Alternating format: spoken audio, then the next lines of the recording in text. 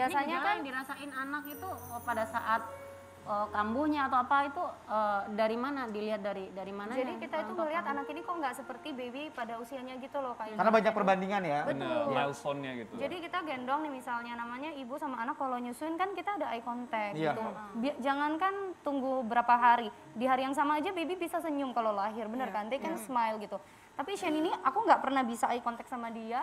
Bahkan kita sampai sengaja bikin suara kenceng, kita sempet kayak tutup pintu kenceng dar gitu. Memancing. Memancing dia apakah PDKT. ada respon Ada dia respon tuh gitu betul, ya. tapi dia nggak kaget. Terus kalau misalnya aku buka lampu terang gitu ya, buka jemur gitu ya, Iya. dia bukan baby yang kayak aduh sakit gitu Jadi dia matanya. nggak atau- respon sama sekali. Jadi dia tidak ada respon suara, tidak ada respon cahaya, sampai aku sempet nangis gitu dan nggak keluar di mulut aku ketakutan sendiri. Jangan-jangan anakku ini buta dan tuli sampai aku Nah, bilang, itu saya baru mau nanya. Pikirannya pasti seperti Sempat berpikir ada indikasi ke arah situ. Sempat. Ya. Tapi siapa sih akhirnya vonis dokter tuh akhirnya apa yang terjadi sebetulnya? setelah 6 bulan mungkin ya, jadi begitu banyak orang yang jadi DM gitu kan, aku ya posting aja namanya kita punya anak, ya Bingung aku foto kalian ini. gitu. Kita dengan pokoknya dengan semua delay kita itu denial sebenarnya, enggak ada apa-apa. Ya. Biasalah orang tua baru, maksudnya kita juga nggak ada pengalaman Ya, apa-apa betul, kan. betul. Jadi kita denial sampai justru kayak ada yang ngomong, "Kak, jangan-jangan anak kakak kayak ponakan saya, kayak saudara saya." Banyak tuh yang DM, kayaknya itu CP deh Kak, apa ini? Terus kita jadi kesel sendiri kan,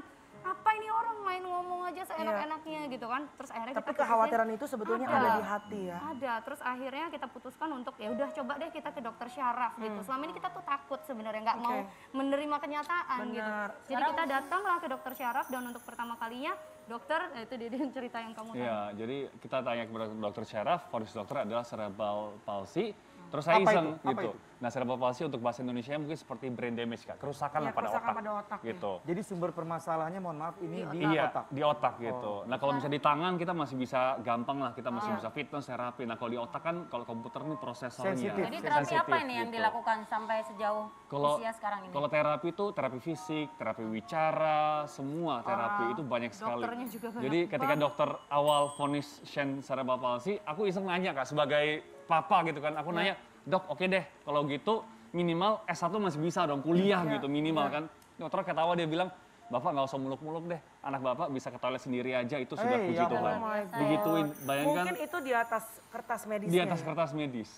Gitu. Tapi aku melihat kamu begitu semangat ya gitu. Iya. Walaupun pasti ada masa-masa di mana kalian lelah dan capek. Iya. Iya. Nggak mungkin enggak, namanya Pasti. manusia kan gitu. Benar.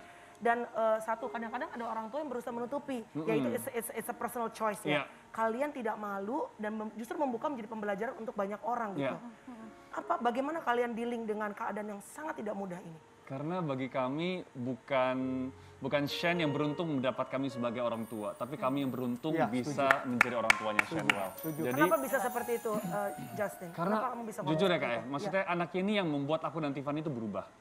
Kalau misalnya nggak ada anak ini, ya mungkin gua ya Happy-happy aja Iya, sebenarnya. happy-happy aja. Belum berasa karena belum ada seperti kayak peringatan. Bener, iya. Jadi mungkin hidup gue masih acak-adut, masih berantakan, masih kemana-mana gitu. Tapi sejak ada Shane Well, gue baru mengerti pentingnya keluarga, pentingnya prioritas. Gitu. Oke,